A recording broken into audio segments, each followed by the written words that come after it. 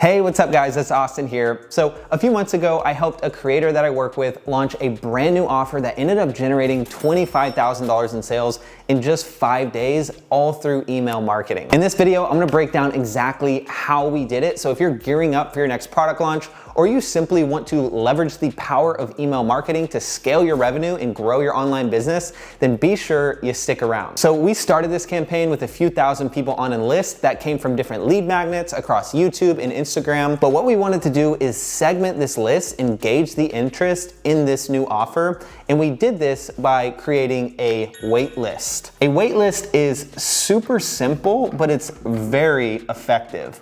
All it is an opt-in page with a headline that describes the transformation that the new offer is going to get, okay? A subheadline that explains a little bit in more detail what the offer is going to look like, and then a form where people can put their email to signal their interest. Now, we also want to give incentives so that even people with the slightest interest can sign up for this. And in order to do this, you want to explain the incentive on the waitlist page. And that can be a bonus where you describe, hey, if you sign up for this waitlist, you're going to get X, Y, or Z, and the public isn't going to get this when this offer launches. And so after we created the waitlist, we essentially emailed the whole list and we said, hey, we're launching something new in the future. If you're interested at all, sign up to this waitlist. Here's what you're going to get as a bonus when you sign up to the waitlist.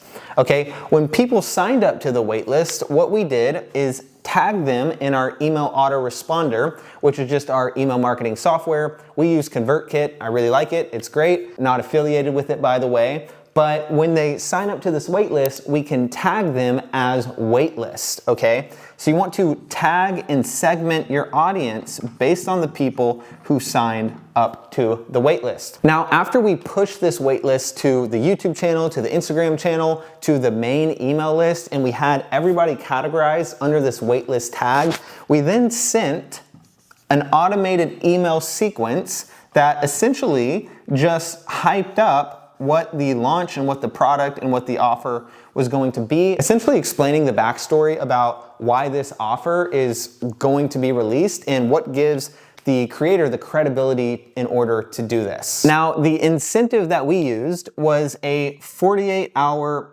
early bird discount. And what this is giving people an opportunity who are on the wait list to purchase the program, purchase the offer before it goes to the public 48 hours in advance for a fraction of the price that you're selling it to the public. And what this does is it creates scarcity and urgency so that people take action on the offer now within this 48-hour time frame. The people who sign up have already signaled that they're interested through signing up to the wait list. They have been pre-framed by our 3 to 5 automated email sequence. And then once we actually do the launch, we give them an opportunity to opt in at a fraction of the price, rewarding them for signing up to the waitlist. So you want to promote this waitlist across all your social channels. You want to drive traffic to your waitlist, and you want people to signal the interest so that they are pre-framed with this 3 to 5 automated email sequence, and they understand when they sign up for this, they're going to get a bonus that the public isn't going to get. Now let's jump into the actual launch strategy itself. And we like to use something that I actually learned from, shout out to Andrew Kirby and Alex Hormozi. This is in the $100 Million Offers book, I believe, but the launch strategy is something that we call the whisper, tease, and shout method.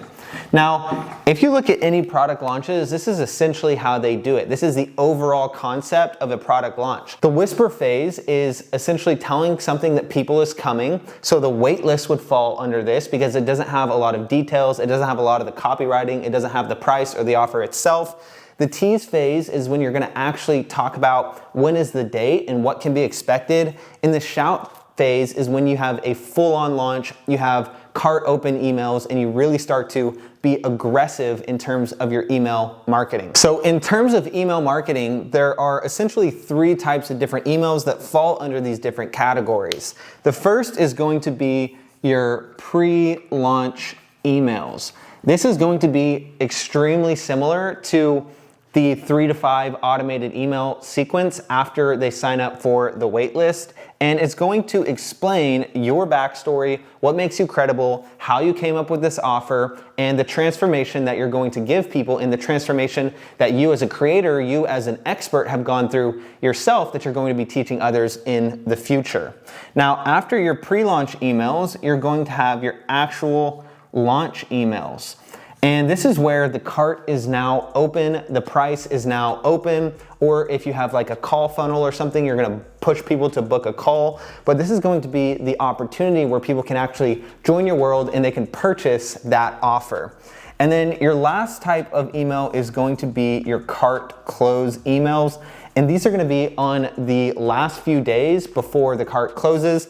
And we close the cart so that we increase that urgency and scarcity within the offer so that people take action now. So if you look at this on a graph and you look at the time on the x-axis and the money on the y-axis, essentially you are going to see a big spike in sales on the first day and the last day, okay? And people generally put things off until the first and last day, until they are forced to make a decision or it gets taken away and then they don't get the opportunity, right? So what this looks like with the 48-hour waitlist sequence that I was talking about earlier is you're going to have a period where the waitlist has an opportunity to buy before you promote this to the general public. So this wait list, they've already signaled interest in the offer, and then you're saying, hey,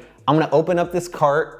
For 48 hours, you can get it for a fraction of the price. You can do 30% discount, 40% discount, whatever you feel comfortable with. If it's on a brand new offer, I would suggest to do a very high discount, and you're also going to see a spike in sales here, right? So again, this pre-launch phase is all about building anticipation, and what you want to do in this pre-launch phase is you want to have a date so that people know when they can expect the cart to open. And the cart is going to open on the launch day. So you want to send the cart open email to your entire list so that your entire list is aware of the new offer. Now, the reason we did the wait list was so that we could deploy this 48-hour early bird strategy and we could signal an interest from your existing list, and we would understand who is interested so that we can target them the most and we can send them the most emails, because the people that are interested are actually very interested in the emails that you have to send, because what you're doing is explaining the offer, explaining what they get, etc. But you don't want to spam your entire list, because then you're just going to get a bunch of unsubscribes, a bunch of opt-outs, and you're going to decrease your pipeline equity, which I'll explain in a minute, within that email list. But when you open the cart, you want everybody that you have on your list to be aware of this new offer. You essentially want to describe, hey, I have a new offer. This is everything you're gonna get. Here's the timeline. Here are the benefits of you joining. Join now before we close the cart, right? Or forever hold your peace. And not only do we have the 48-hour early bird sequence for the people on the wait list, but we also have a deadline for the entire list so that if they don't decide to buy now, then they're gonna miss out until you decide to open back up the cart again, etc. Now, in your launch sequence, this is going to be more about objection handling. This is going to be about sales. And we primarily still want to target this wait list on your launch emails. And what we're gonna be doing here is we're gonna be describing all the benefits that they get. We're gonna have relatable stories that show transformations of both you and your past customers from the framework that you're teaching in your offer. We want to explain the frequently asked questions. So people will ask, is there a payment plan? How long can I expect to get results? And we want to answer these questions all in the email. And then the main thing that we want to do in these launch emails is we want to showcase testimonials and previous customer results. Now, if you don't have any previous customer results, that's okay. You can talk about your own story. You can talk about other people's stories that you know who have implemented the same type of framework that you're teaching. And we really want to show this is going to work for your audience, and this is going to give them the results that they're looking for, okay? It's counterintuitive, but the longer you open the cart is not always a correlation with the sales. I've done product launches in the past where we've opened the cart for 30 days and we have had just as many sales in just a 7-day time period versus that 30-day time period. So it's really the scarcity and the urgency that drives the sale, and it's not necessarily the duration of the time that you have that cart open, okay? So in your launch sequence, you're gonna be overcoming objectives, showcasing testimonials, and then in your final day, your final last 2 days, you're gonna have the cart close email. And when you're going into these cart close email, you want to ramp up the frequency and be extra aggressive, particularly for the people who signed up to the wait list. Again, you don't want to deplete your entire list if you already have an email list. You really want to target the people who have already signaled interest from the beginning. And so I like to do anywhere from 2 to 3 emails on the last few days. And a lot of people think, oh man, I don't want to spam my email list, but you have to understand that, especially for the people who signed up for the wait list, they signaled intent to buy, and that's why we did the whole wait list in the first place. So we're going to be aggressive with the frequency of our emails here. And then there is going to be a last call email at the end of the launch. And generally what I'll like to do is have a countdown. So in the last day particularly, I'll send like 3 or 4 emails that says, hey, 48 hours left before we close, 24 hours left before we close, 12 hours left before we close, 3 hours left before we close, last call, this is your chance to buy.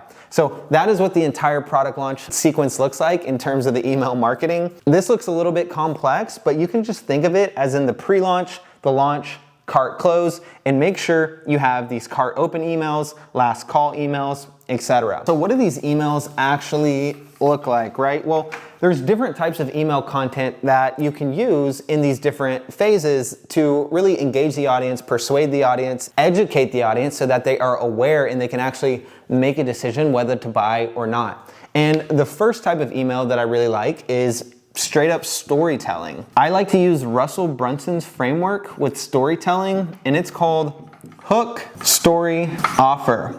Now, if you know content, you probably already know this framework. It's very simple. You want to hook people in so that you get their attention with something funny, bizarre, captivating. You want to explain the backstory, and that backstory should have a key point within the content that explains why this offer makes sense, why somebody should invest, what the transformation is for you, how that's going to be for them. And then at the end, you want to have the offer where you have the CTA to join your new offer, join your program, right? So the next type of email that I like to send during the launch phase particularly is objections. And if you're familiar with sales, you'll know there are a ton of objections that people can have to not buy your product. And the two that I found most common are time. So somebody doesn't have enough time to go through your course or implement the strategies that they're teaching, etc., or money, right? And a lot of this comes down to people having a belief that, you don't need to invest in yourself and they can kind of just find content online for free, especially if you're selling courses, right? We have ChatGPT now. So why would somebody pay money to invest in your course when they can Google it or have ChatGPT? And these are the things you want to explain. So in the money example, I really like to have an email that says this investment will guarantee returns, and talk about how, they can go out and invest in real estate, stocks, crypto, bonds, all these different things. But, the number one investment that has been the most powerful for you, that has been the most powerful for me, is investing in education and mentorship, because that is the thing that moves the needle. And that is a way that you can overcome that money objection in an email through copywriting. Another email that we can do is FAQs.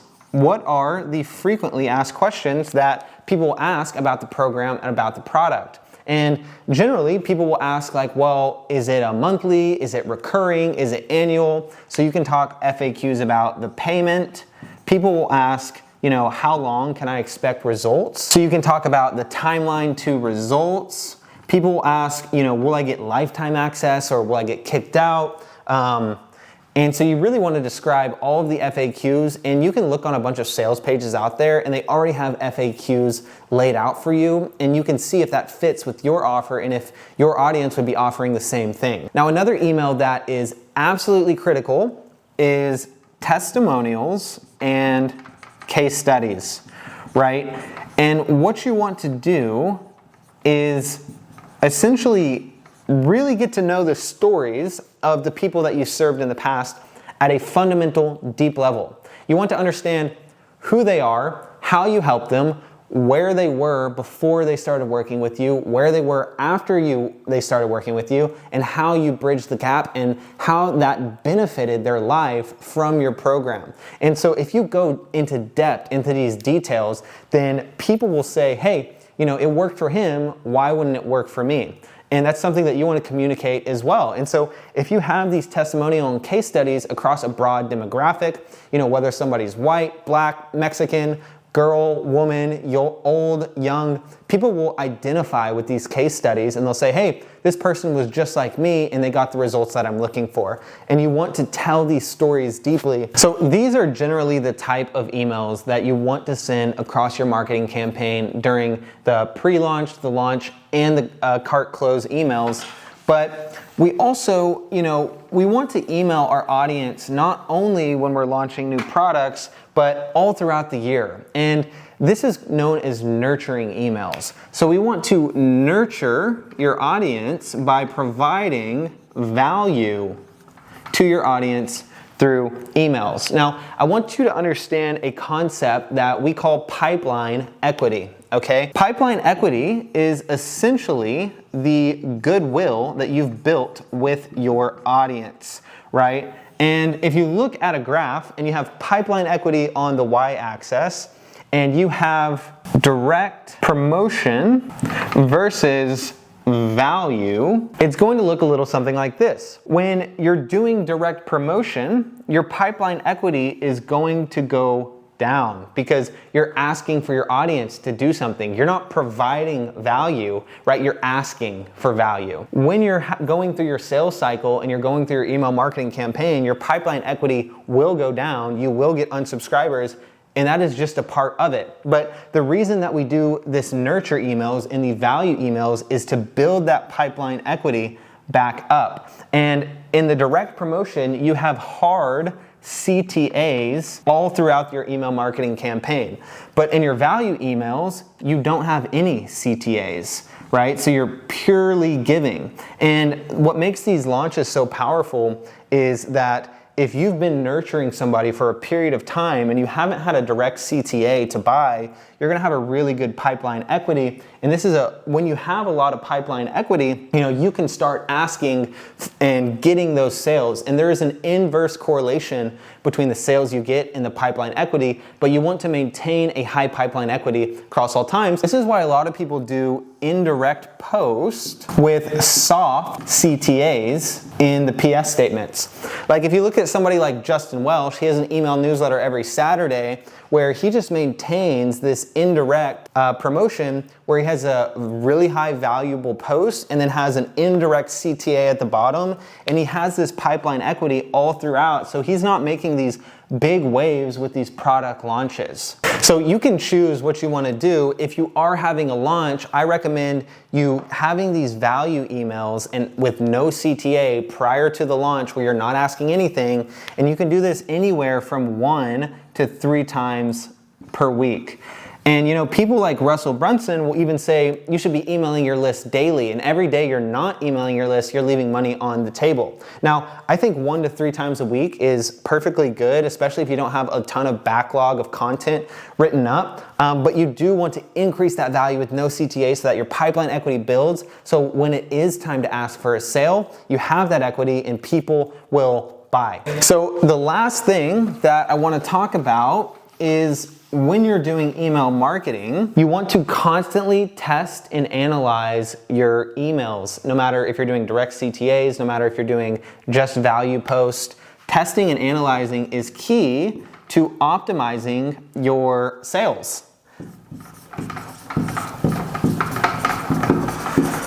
So there are a bunch of different email metrics that you need to consider, but really the key ones are going to be the open rates, and the open rates signal how good your subject lines are. In most of these email marketing platforms, you can A/B test your subject lines. So A/B is a split test where you're sending 2 different emails to your audience, and the software is automatically determine what has the highest open rates, and then it goes with the email that has the highest open rate.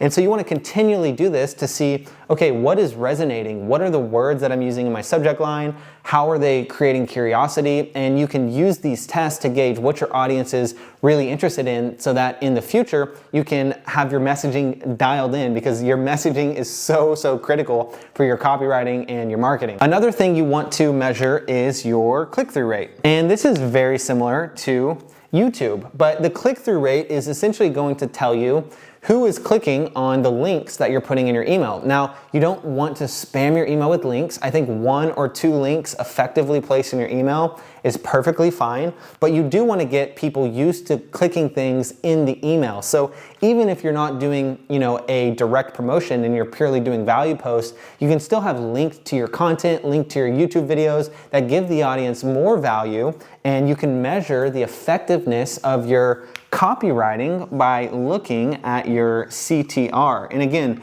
this is really just going to help us dial in the messaging, okay? And then lastly, after you measure the CTR, especially when you're doing direct promotions, you're gonna be able to tell, okay, about how many people landed on the sales asset that I'm pointing these people towards. So in the case where, I launched just a few months ago, we directed people to a sales page. So when you have a sales page, you can track who opened this email, right? Who clicked the email, who landed on the sales page, and then who converted into a customer, right? And you just want to track these things so that you have the metrics across your full funnel, your full email marketing funnel, and you can say, where are my open rates low? Where are my CTRs low? Where is my sales page conversion low, right? And how many people have actually converted into customers? So those are really the 5 key things that we did to make this 25K in sales in just 5 days. I hope you found this valuable. If you did, let me know what your favorite part was in the comments below. Subscribe to the channel. See you in the next video.